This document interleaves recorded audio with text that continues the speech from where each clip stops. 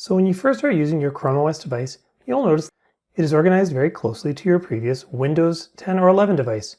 It has a clickable link in the bottom left corner. This is your launcher, much like a start bar.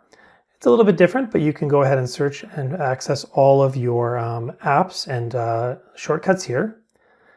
And we also have the shelf, or what would used to be called the Windows start bar.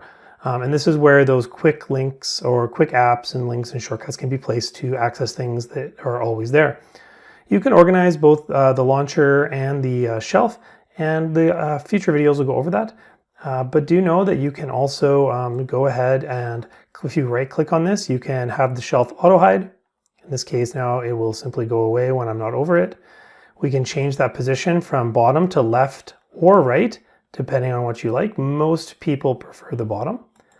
And it's also where you can go ahead if you have multiple desks open, and we'll talk about that in another video, where you would find the ability to toggle on the ability to travel between those multiple desks.